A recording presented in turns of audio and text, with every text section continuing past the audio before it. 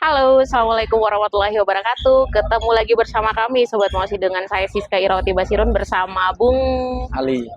Oke. Gimana? Pada sesi kali ini, Bung, kita akan membahas sesuatu yang mungkin terkait dengan kehidupan kita sehari-hari, tapi jarang kita sadari nih, terkait dengan generasi mental nasi. Oke. Iya, Generasi mental nasi. iya, Bung. Oke. Ini berangkat dari apa ya? Kejadian akhir-akhir ini nih pasca debat pilpres kemarin soal pertahanan, di mana pertahanan dibahas hanya persoalan alutsista, pertahanan berupa militer, padahal kan pertahanan itu bisa terkait dengan pertahanan pangan, keamanan pangan, tapi itu luput dari pembahasan kemarin itu. Oke. Tapi terkait dengan food estate, kita akan membahas soal nasi. Oke. Jadi Nasi. iya, karena kan kita tahu nasi dan food estate itu adalah suatu hal yang saling berkaitan satu sama lain, karena orang Indonesia makan nasi hari ini bahkan sampai keluar jargon bahwa kalau nggak makan nasi itu rasanya belum makan nih. Itu Oh, ada yang melatar belakangi dan itu kan kita kupas tuntas iya. dalam sesi diskusi kali ini. Oke. Sebelum kita melangkah ke nasinya, Bung, mungkin kita bisa berangkat dari sejarahnya dulu nih, Bung. Oke, kita Sejarah diskusikan dari sejarah nasi. Oh, sejarah nasi sih, sejarah beras. beras ya. Mungkin Bung Ali bisa memaparkan sedikit terkait dengan sejarah dari beras. Oke. Sebelum pemaparan soal beras, beras ini kan dari Indonesia ya, kata beras ini. Di belahan bumi manapun tuh beras dikategorikan sebagai rice, tapi dikonotasikan menjadi nasi. Di Indonesia menjadi nasi. Cuma rice ini mungkin saya mengingatkan kembali ke teman-teman, ada tulisan menarik sejarah Indonesia dari Jean Guilliman Taylor. Dia menulis soal Indonesia, sejarah Indonesia, dan di dalamnya ada nasi. Bagaimana nasi itu bisa muncul di Indonesia, atau teknologi yang menciptakan nasi. Di sana, di tulisan dia itu sangat identik dengan prasasti yang membuktikan bahwa beras itu sudah muncul di di abad 8 abad 8 abad 8 atau mungkin lebih mundur ke belakang lagi. Asal muasalnya dari Cina, sebetulnya bisa sampai ke Indonesia itu dari Cina 3000 tahun sebelum Masehi. Wow, Sebelum sangat Masehi. jauh banget ya. Kenapa itu bisa diketahui? Itu tidak lepas dari catatan prasasti yang ada di Indonesia. Salah satunya bagaimana ditemukan di Sulawesi di 1000 tahun sebelum Masehi padi liar. Ini tempatnya Mbak Siska. Padi gunung kalau di tempatku bilang. Ladang. Padi ladang. Kemudian di candi-candi, di Candi Prambanan itu juga ada prasasti juga, menceritakan reliefnya, itu menceritakan bagaimana masyarakat Jawa pada saat itu mendomestifikasi kerbau, kemudian mendomestifikasi padi agar bisa menjadi tanaman pangan pada waktu itu, di mana ada teknologi soal mencangkul kapak untuk membersihkan hutan, sampai pada bagaimana relief itu menggambarkan soal perempuan itu menanam padi, membawa benihnya dan menanamnya, kemudian juga para laki-laki itu membawa hasil panennya. Berarti nih, Bung, iklan nasi itu ada nih zaman dulu di prasasti-prasasti yang ada di Indonesia nih, Bung. Tapi sekarang tuh ada riset yang mengatakan bahwa masyarakat Indonesia 88% memilih nasi sebagai bahan pokok atau makanan pokoknya. Sisanya itu adalah roti dan mie. Nah, tapi di zaman sekarang itu kan udah nggak ada lagi nih iklan tentang beras. Paling merek beras-beras yang terkemuka. Tapi iklan soal nasi itu nggak ada. Adanya cuman di zaman dulu nih, dengan prasasti. Tapi masyarakat itu secara sadar maupun tidak sadar terus mengonsumsi nasi dan memilih nasi sebagai makanan utamanya. Itu kan semua tidak terlepas dari kebijakan pemerintah waktu itu di tahun 70 sampai tahun 80 kita mengenal di era pemerintahan Soeharto ada namanya revolusi hijau. Di mana revolusi hijau ini ada kebijakan soal food estate yang komoditasnya adalah beras. Pada saat itu untuk menggalangkan revolusi hijau ini Soeharto mengirim beberapa masyarakat atau dikenal dengan kebijakan transmigrasi masyarakat Jawa ke daerah-daerah untuk menanam beras ini. Hanya pada saat itu untuk mewujudkan swasembada pangan dengan cara menanam beras. Jadi produksi beras nasional itu sangat tinggi. Makanya beras atau nasi dipilih sebagai makanan nasional. Kemudian yang menjadi pertanyaan mungkin kenapa sih kita tidak mempertanyakan nasi menjadi kebutuhan pokok kita? Kenapa itu bisa terjadi? Dan kalau lebih konkretnya lagi, kenapa sih anak-anak disuruh sarapan? Misal aku agak mengkritik lebih dalam lagi soal bagaimana bagi-bagi sarapan oleh 02, kemudian kemakmuran yang dikatakan oleh 01, kemudian soal konversi padi, kemudian konversi kebutuhan pokok menjadi serba yang siap untuk dikonsumsi oleh 03. Itu semua karena mungkin tidak ada pembahasan lebih detail soal bagaimana nasi itu menjadi simbol konsumsi pangan kita. Misal nggak ada pembahasan di tingkat level dasar di SD misal bahwa padi itu penting loh, karena memang itu menjadi simbol dari sila kelima kita, tapi nggak ada pembahasan. Tapi lebih jauh lagi kita coba membahas soal bagaimana patahan itu. Patahan itu kenapa kok hari ini nasi begitu familiar dan tidak sangat sulit untuk digantikan. Kenapa bisa terjadi seperti itu? Aku sepakat dengan adanya revolusi hijau. Bukan sepakat programnya, walaupun memang ada perdebatan. Cuma kenapa terjadi sedemikian rupa bahwa nasi itu tidak bisa digantikan? Karena memang ada mega project besar,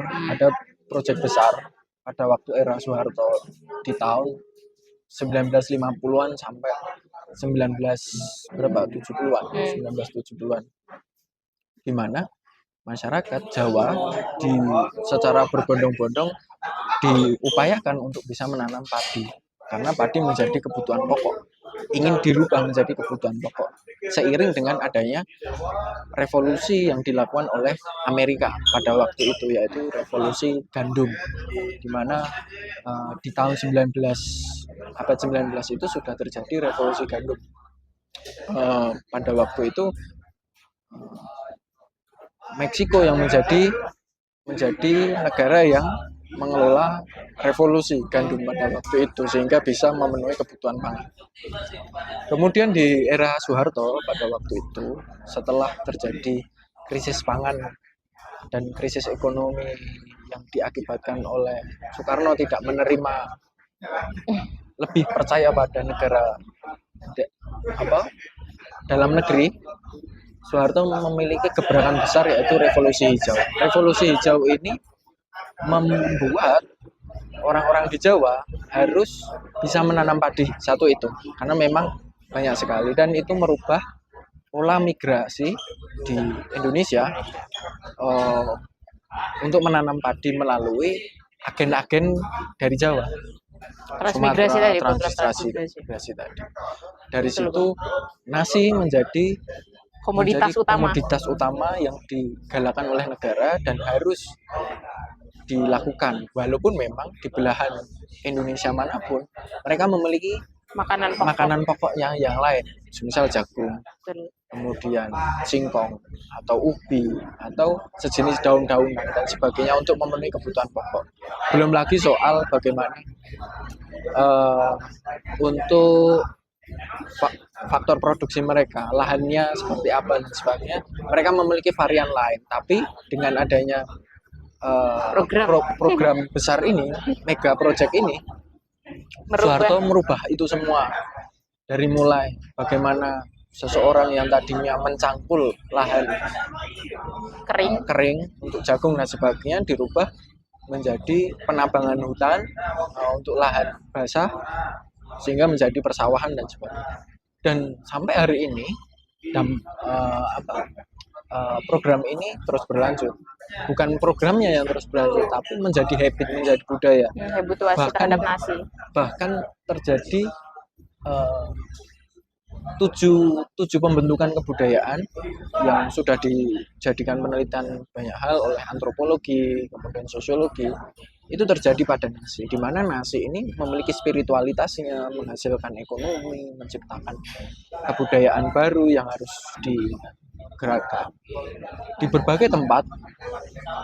Sepengalaman saya dan sepengetahuan saya, bahwa orang-orang yang memiliki produksi padi untuk kebutuhan pokok maupun kebutuhan untuk transaksi niaga, di situ pasti ada kebudayaan soal bagaimana padi itu dijunjung tinggi, soal dewi-dewinya, kemudian soal bagaimana nilai ekonominya dan sebagainya. Bahkan bukan hanya padi sebetulnya, cuma padi ini menjadi kebutuhan yang sangat pokok sehingga sampai ke tingkat spiritual kita. Betul. Bahkan mungkin hari ini orang, ya tadi disebutkan oleh Mbak Siska, bahwa memang orang merasa tidak kenyang ketika tidak makan nasi.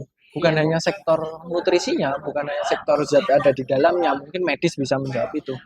Cuma secara spiritual kita sudah terbentuk. Jadi kita sudah mungkin dari turun-temurun sudah mengalami itu karena sering dicekoki yang namanya nasi. Berarti ini Bung, kebiasaan habit kita makan nasi hari ini itu seperti yang Bung Ali bilang tadi, itu tidak terjadi dalam semalam, itu terjadi sejak puluhan tahun lalu lah, sejak lahirnya kebijakan. Bukan puluhan tahun, ribuan tahun yang lalu. Tapi kalau untuk berbicara konteksnya Indonesia sendiri, patahannya itu kalau untuk di Jawa mungkin ya, itu masyarakat Jawa makan nasi sejak adanya prasasti yang ada di Candi Prambanan. Tapi kalau kita berbicara konteksnya Indonesia, dulu di wilayah-wilayah timur seperti yang Mas Ali sebutkan tadi, bahwa kayak saya pribadi, saya itu dari Buton. Masyarakat Buton itu mengenal nasi sejak ada program transmigrasi. Orang Jawa masuk ke Buton dan menanam beras di sana. Karena memang secara topografis, pola pemukiman masyarakat Buton itu mengikuti sepanjang bibir pantai, yang dimana sepanjang bibir pantai itu tidak cocok untuk ditanami padi, nggak bisa ada sawah.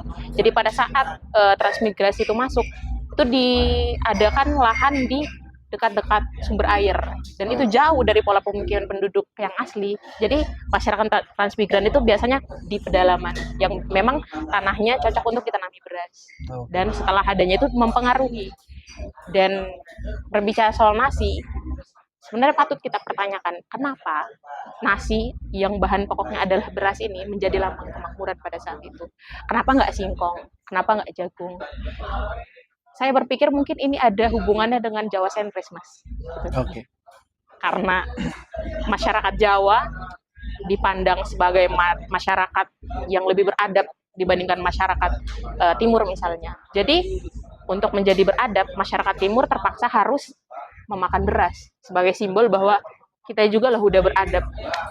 Kita sudah memakan lambang kemakmuran yang ada di sila kelima, yaitu padi. Gitu. Nggak singkong, nggak jagung gitu loh, Mas. Okay. Ya, sebetulnya memang bukan saya ingin menyepakati apa itu yang namanya Jawa sentris, tapi memang kita nggak bisa memunafikan itu juga, Mas. Ya, memang kita coba untuk berada di titik awal lagi, bukan berada di titik awal, tapi lebih memikirkan bagaimana globalisasi atas nasi ini dari mulai Pulau Jawa bisa tersebar di berbagai negara. Tapi mungkin kalau teman-teman itu membaca soal tulisan dari Jane Goleman Taylor, soal dia coba untuk melihat Indonesia spesifiknya bukunya berjudul Indonesia Peoples and Histories. Di situ lumayan patut diperhitungkan bagaimana Jawa sendiri itu mendapatkan nasi tidak jauh dari bagaimana invasi dari Eropa dan invasi Cina pada waktu itu. Kenapa Sulawesi ini menjadi tempat pertama ditemukannya nasi ladang? Bukan nasi sih, beras. Beras, Nah, oke. Beras ladang. beras sih. Beras ladang.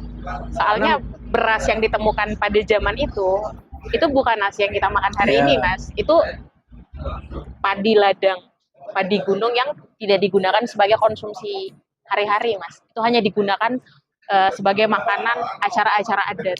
Karena memang dari segi teksturnya keras. Dia tidak mengandung banyak air karena dia mengandalkan hujan, ditanamnya di gunung. Betul. Bahkan bukan ditanam, tumbuh liar. Tumbuh liar di gunung. Memang. Sampai pada di zaman kerajaan saja, nasi itu hanya bisa dinikmati pada waktu upacara dan perjamuan. Untuk perjamuan para raja pada waktu itu.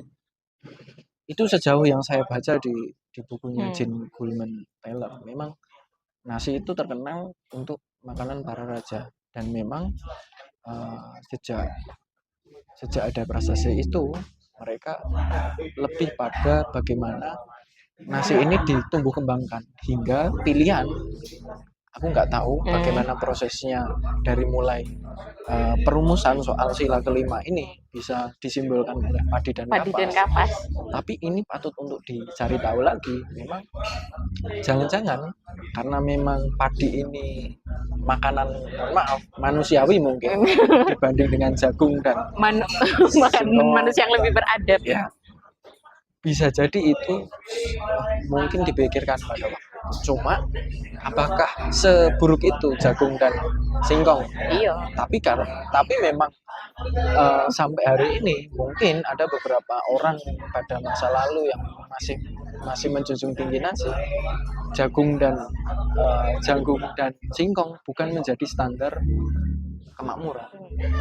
Malah dianggap mungkin masih setara dengan makanan ternak. Iya, karena kan masyarakat yang mengonsumsi jagung maupun singkong dianggap masyarakat yang memiliki kelas lebih rendah dibandingkan masyarakat yang mengonsumsi padi atau nasi sebagai makanan pokok mereka. Tapi ini menjadi apa ya? Lagi-lagi kembali ke Jawa sentris tadi, karena ya kami orang timur nggak makan nasi dulu, dan kita makmur. Banyak kerajaan-kerajaan di timur yang memang makanan kerajaannya sehari-hari adalah singkong dan jagung tadi. Tapi diskusi soal nasi ini kita kembalilah ke zaman sekarang. Oke.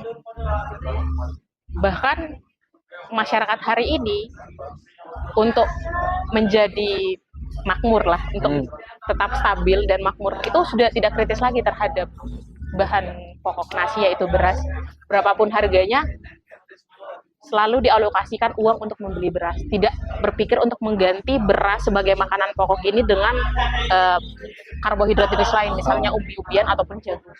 Padahal kita tahu sekarang, wah, harga beras mahal. Dulu wajar saja kita makan nasi karena produksi beras nasional itu tinggi dan harga beras terjangkau. Tapi pada saat sekarang Indonesia kan mengalami penurunan produksi beras, sampai-sampai kita harus impor beras dari luar untuk memenuhi kebutuhan dalam negeri. Kita ngimpor dari Thailand dan Vietnam. Kita ngasih makan orang Thailand dan Vietnam untuk tetap menjadi manusia yang beradab. Kan agak lucu ini. Ya, sementara kalau kita mau berkiblat lagi ke peradaban yang kita anggap lebih beradab, sekarang kan Indonesia berkiblat pada Korea.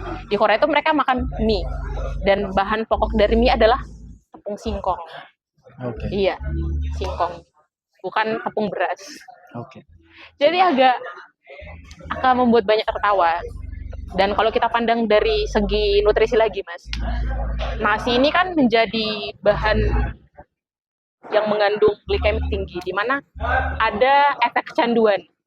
Orang akan repeat order terus-menerus untuk makan nasi, besok makan nasi lagi, karena ada efek ketagihan dari glikemik tadi. Dan itu nggak bagus untuk kesehatan nih, Mas, kalau dilihat dari segi kesehatan. Tapi orang sadar bahwa nasi itu nggak terlalu bagus untuk kesehatan ketika dia udah sakit, udah kena penyakit gula misal. Nah, menggantilah si nasi ini dengan singkong ataupun jagung. Tapi pada saat masih sehat, masih prima, tetap makan nasi terus. Yang menjadi pertanyaan selanjutnya mungkin, kita melihat konteks sekarang. Orang sadar bahwa nasi itu enak, tapi pada satu titik mereka akan merasakan nasi itu tidak enak untuk kesehatannya. Nah itu mungkin Tidak enak juga untuk dompet ketika beras mahal. ya, tapi tetap menjadi ya diskusi sebelum ini memang ada satu kata kunci yang dirimu sampaikan soal habituasi atas nasi. Jadi itu berkaitan dengan apa yang mungkin sebelum diskusi ini juga berlangsung, kami diskusi soal revolusi hijau ini, mega project yang dilaksanakan oleh Soeharto, kepemimpinan Soeharto, itu melahirkan yang namanya homogenisasi kebutuhan pokok, yaitu pangan, soal nasi. Itu menjadi homogenisasi atas pangan. Jadi dominasi nasi ini begitu kencang, konsumsi soal nasi ini begitu kencang sehingga menggeser makanan-makanan yang lain yang bersifat kedaerahan lah. Jadi memang bahkan dengan adanya sistem produksi nasi ini, sistem produksi beras di mana Indonesia di tahun puluh tahun belakangan, di era Soeharto semisal sampai era Megawati, Indonesia terkenal dengan wetland, lahan basahnya. Dan hari ini seiring dengan adanya globalisasi, Indonesia mulai ingin bergeser. Tadi masalah kesehatan, masalah kesehatan. Tapi tetap masyarakat Indonesia masih pikirannya terdominasi oleh nasi, di mana nasi menjadi simbol kemakmuran dan sebagainya. Seiring walaupun ada konsep baru soal pangan, misal singkong tadi yang dilakukan oleh negara Korea, dijadikan menjadi mie dan sebagainya. Bahkan dulu pernah ada isu dominasi nasi ini, beras, itu merubah bagaimana Cina menciptakan beras itu dari singkong. Bahkan dari plastik. Ada beras plastik tuh. Iya. Sempat ramai. Sebetulnya itu beras yang dari singkong, yang dibentuk seperti nasi. Tapi dicampur plastik. Aku nggak tahu di situ, tapi memang sempat ramai tuh Mas ya, di berita-berita. Ya, bahaya beras plastik. Ya, itu menunjukkan bahwa masyarakat Indonesia, mohon maaf, bagi sebagian besar masyarakat Indonesia yang mengalami dominasi atas nasi, itu pikirannya sudah mulai mengalami a priori, tidak melihat sejarah. Jadi mereka melakukan itu tanpa pengetahuan yang mendasar tentang nasi itu baiknya dikonsumsi untuk apa dan kapan dan seperti apa. Tapi satu sisi ada mereka yang sudah mengalami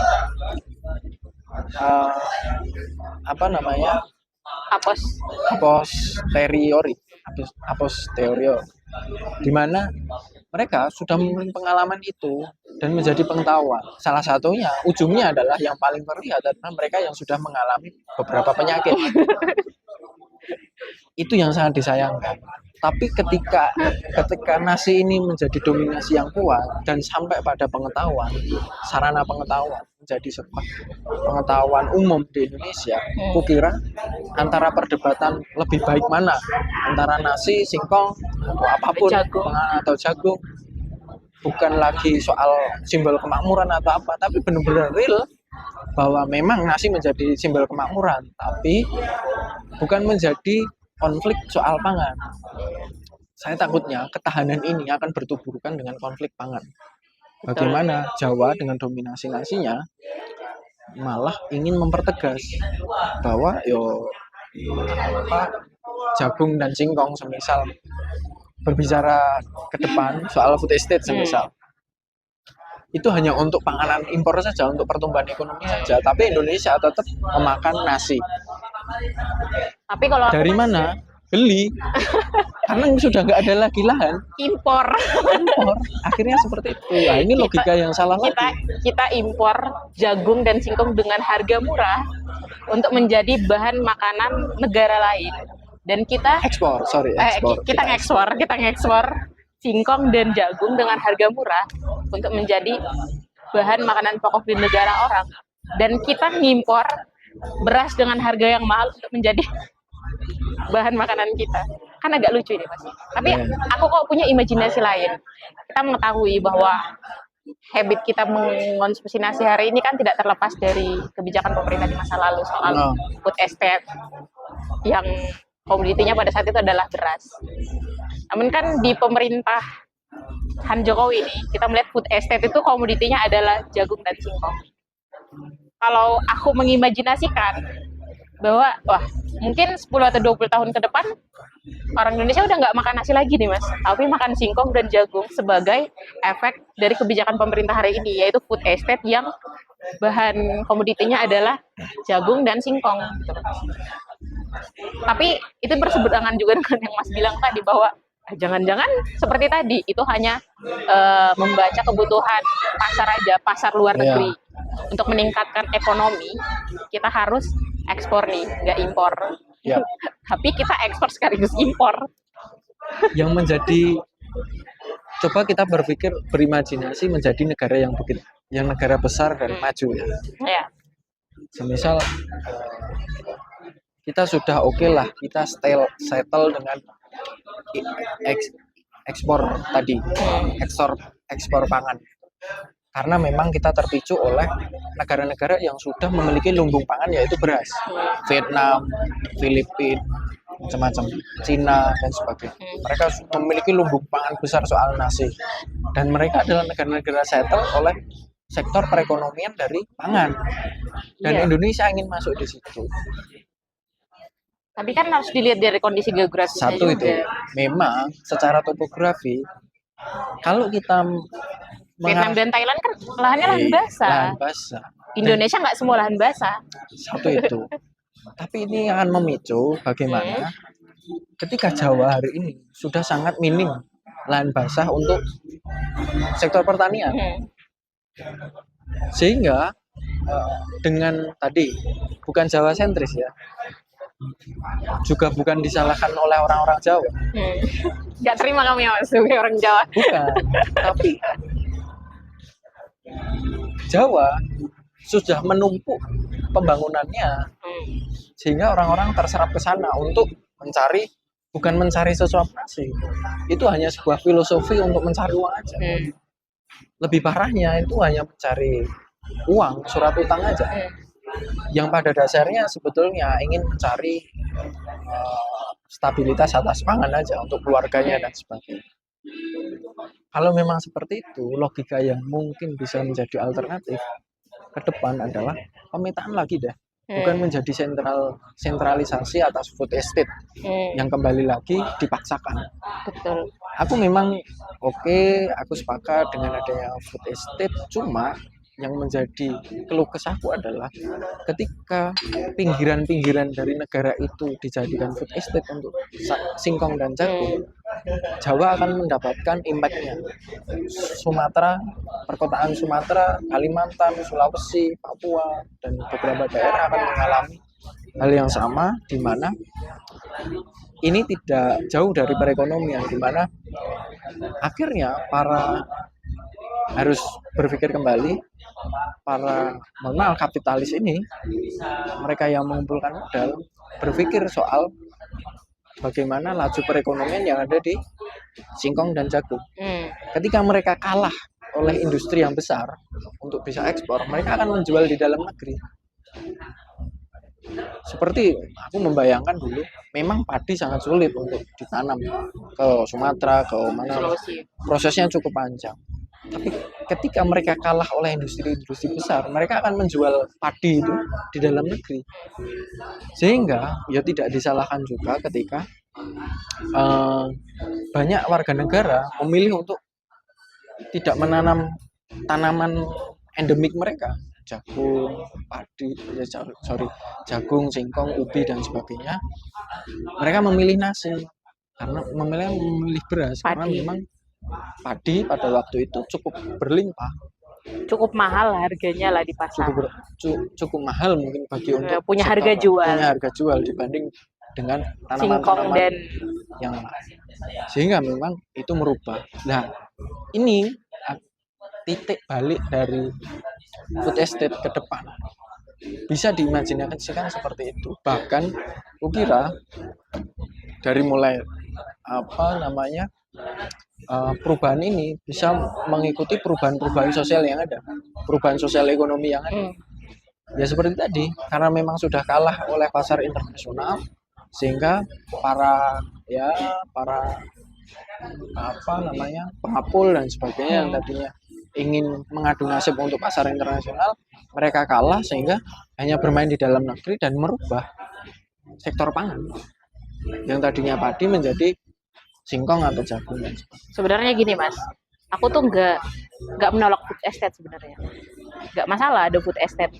Asalkan tadi kata kuncinya, jangan ada homogenisasi pangan secara nasional. Karena kan Indonesia itu negara yang besar dengan perbedaan kondisi geografis yang sangat mentereng lah. Jawa dan Sulawesi, Sumatera dan Papua itu punya ciri khas tanahnya masing-masing. Aku nggak masalah ada food estate, tapi jangan sampai food estate diadakan menggeser lahan-lahan yang memang base-nya adalah hutan. Oke. Oke lah kalau di Jawa ada food estate padi misal, tapi memang itu memang khusus untuk wilayah persawahan, nggak sampai menggusur hutan untuk membentuk sawah yang baru. Begitupun juga dengan di Sulawesi, di Kalimantan. Aku rasa banyak lahan pertanian yang dimiliki oleh masyarakat itu ditanami jagung maupun singkong. Itu udah cukup, nggak perlu lagi membuka lahan hutan untuk membentuk food estate jagung dan padi. Padi. Singkong maksudnya Mas. Jadi blunder nih. Jadi yang dibutuhkan oleh masyarakat Indonesia adalah bagaimana caranya harga beras, harga singkong, dan harga jagung ini bisa sama. Jadi satu kelas gitu Mas. Oke. Baik singkong, padi maupun jagung itu punya harga yang sama di volume yang sama juga Mas. Misalnya 1 kilogram beras sama harganya dengan 1 kilogram singkong maupun jagung. Biar nggak ada istilah bahwa yang makan nasi ini dianggap lebih makmur, lebih sejahtera, karena memang harga beras itu lebih mahal daripada harga singkong dan jagung. Yang perlu dilakukan pemerintah bukan membangun food estate besar-besaran sampai menggusur hutan, tapi bagaimana caranya harga di pasaran itu bisa sama. Biar orang dengan kesadaran bahwa dengan makan jagung maupun makan singkong kita nggak dianggap miskin kok. Kita tetap menjadi manusia yang makmur kok, karena harganya sama. Gitu loh Mas. Secara logika pasar sangat sulit untuk melakukan itu. Ya emang sulit, dan itu tugas pemerintah.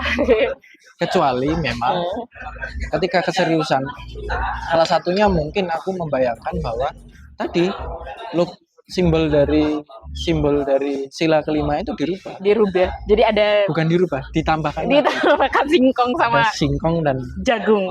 Jadi ada padi, kapas, singkong, jagung. Rame banget tuh. Kalau kapas kan jelas pakaian yang kita pakai hari ini, ya bahan bakunya adalah kapas. Benang itu terbuat dari kapas. Sandang dan pangan oke lah. Okay. Itu ada di simbol kemakmuran sila.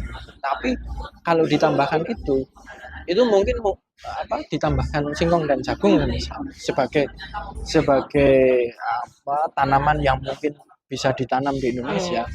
Bisa saja.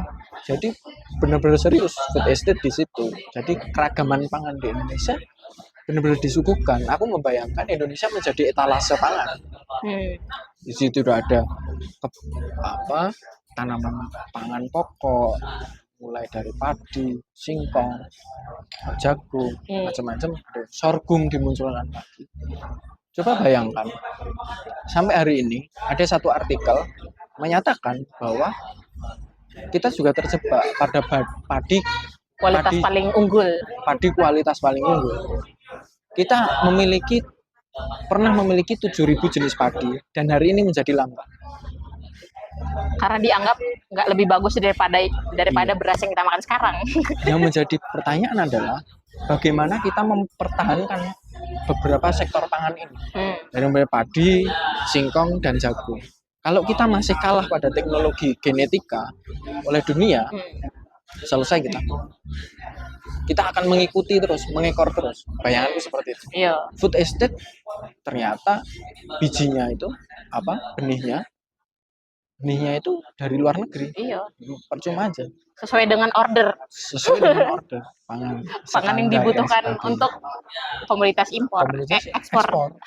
Jadi memang lucu juga food estate. Kenapa aku tidak setuju pada food estate?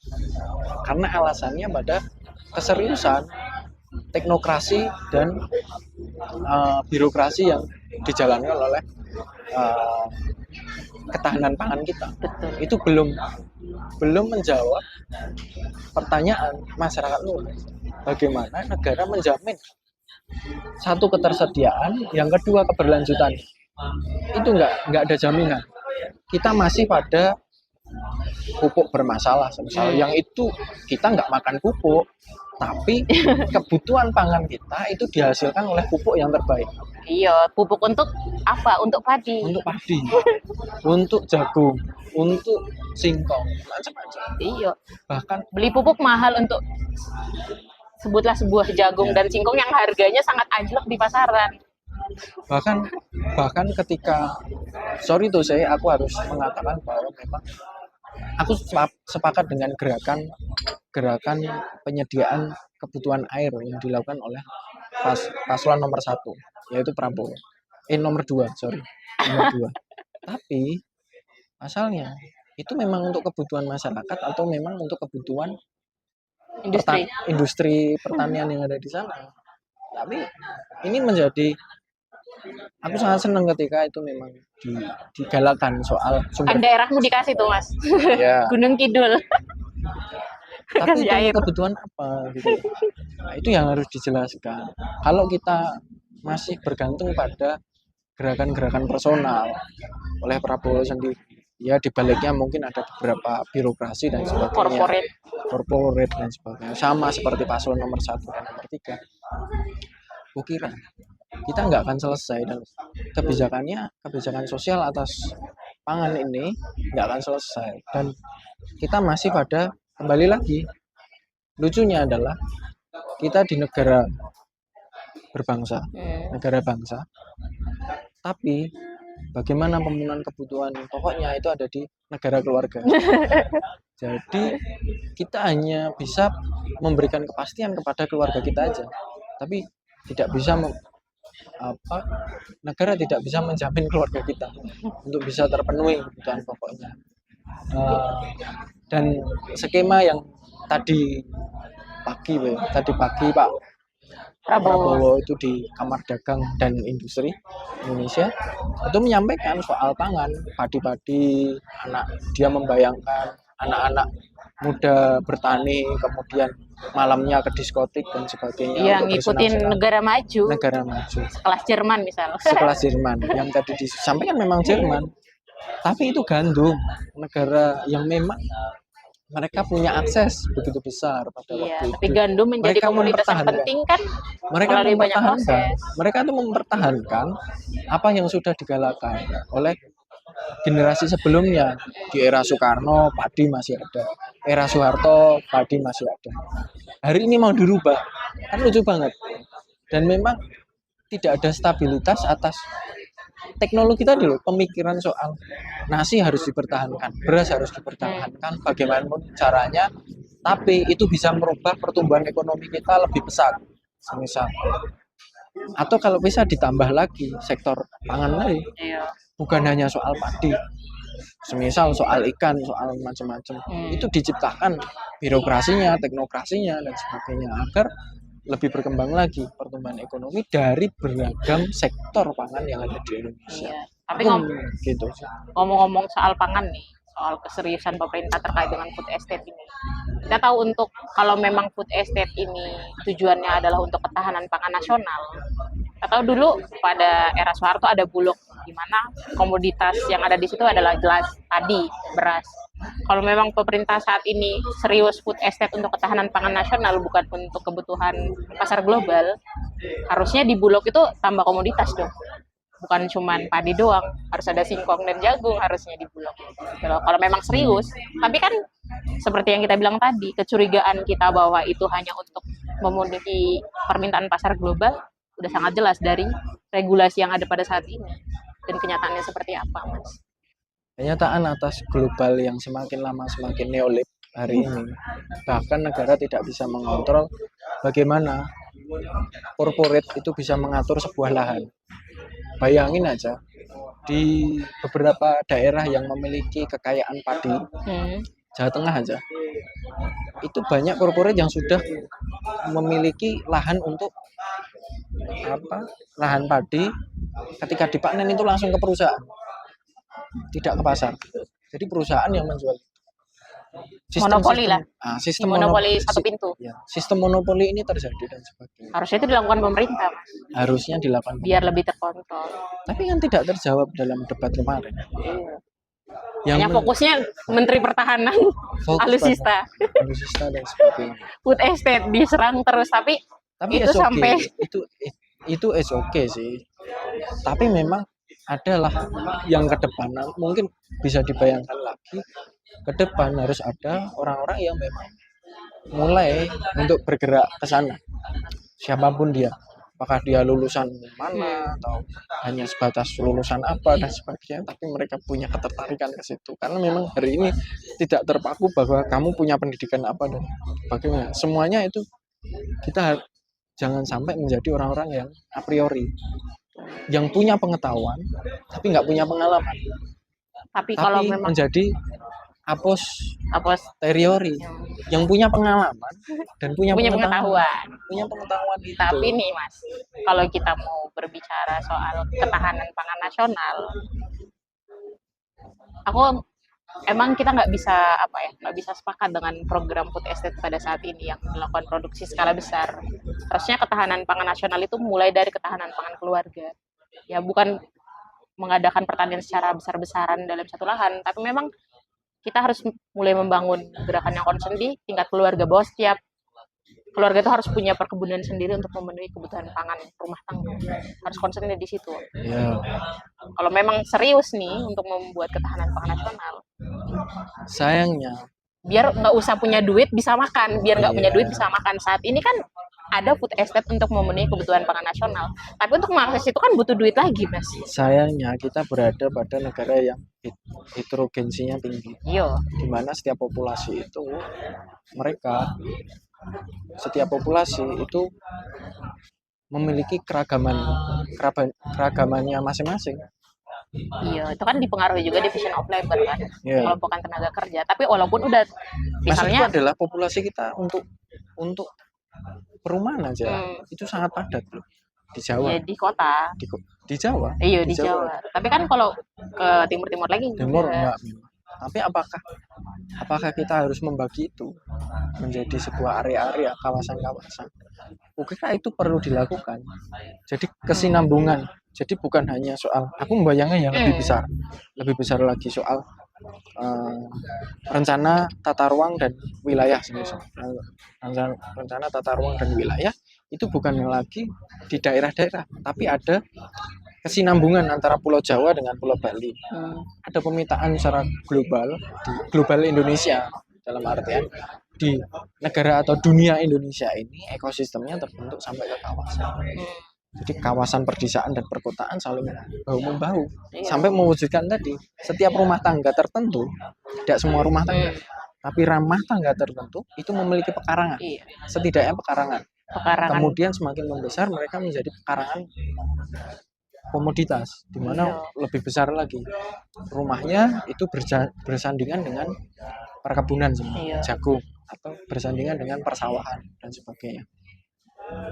Ketika itu digalakkan, pangan itu akan mulai terisi, kira akan terisi, dan sisanya mereka akan mengembangkan yang tadi. Ketika pangan ini udah clear, sandang clear, kemudian teknologi tinggal dibangun.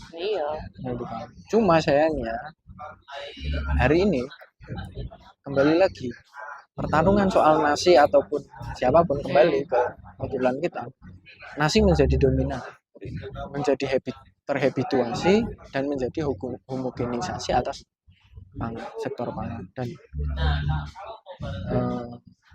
kita sudah merasakan deh di warung-warung dan sebagainya, nggak ada itu yang namanya nasi jagung goreng, adanya nasi goreng. Jagung goreng jadi cemilan. Nggak ada yang namanya nasi jagung goreng itu nggak. Ya kembali lagi ke diskusi soal pangan, dan pangan kan tidak terlepas dari pertanian, dimana kan tingkat kesejahteraan petani kita sangat rendah lah, sampai-sampai anak-anak petani itu nggak ada berpikir menjadi petani, atau anak muda lah nggak ada berpikir menjadi petani, karena itu tadi apa, komoditas yang dihasilkan dari pertanian itu murah, misalnya jagung dan jagung, baik padi, jagung maupun singkong ini murah, sehingga nggak profit untuk petani. Karena apa tadi? Harganya anjlok. Kalau kita mengadakan setiap keluarga itu mempunyai lumbung pangan sendiri-sendiri dan memenuhi kebutuhan sendiri, bisa dikontrol. Kalau dalam skala kecil, harga komoditas yang beredar di pasaran itu bisa dikontrol dengan harga sekian lah di pasar. Karena memang orang udah terpenuhi nih kebutuhan pangannya masing-masing. Jadi yang nggak punya kebutuhan pangan, yang nggak berkebun dan mungkin basisnya adalah pengusaha-pengusaha yang skala besar lah, punya banyak keuntungan. Jadi harga beras ataupun harga singkong ini bisa dinaikkan dan memicu kesejahteraan Aku juga. malah bukan berfokus pada singkong maupun jagung, tapi coba nasi ini, coba kita berpikir lagi lah, dengan gelombang besarnya neolit hari ini yang menciptakan individual-individual yang ingin menguasai suatu kawasan Indonesia dan mengalami monopolisasi. Kukira hari ini coba ditumbuhkan lagi lah kolektivitas dan pengetahuan atas nasi ini. Padi yang tadinya satu petani menggarap satu petak, berdampingan dengan petak-petak padi yang lain, itu sekarang coba untuk melakukan kolektivitas. Seperti diskusimu di awal soal jagung. Di Sulawesi jagung dikerjakan secara kolektif. Dibayar hanya soal makan aja. Iya. Dan nanti hasilnya itu bisa dibagi untuk para yang tadi membantu. Iya, membantu. Jadi ketahanan pangan satu rumpun tetangga lah misalnya. Karena kan diadakan pertaniannya dikerjakan secara gotong royong, yang punya lahan memang si A, tapi si A ini dibantu oleh si B, si C dan sampai Z itu untuk menggarap lahan pertanian yang hasilnya untuk dimakan secara bersama-sama. Jika ada lebihnya baru dimasukkan ke pasar. Aku setuju itu terjadi, ada kolektivitas atas pertumbuhan dan pengembangan padi, sektor padi, dan diberikan. Jangan cuma padi.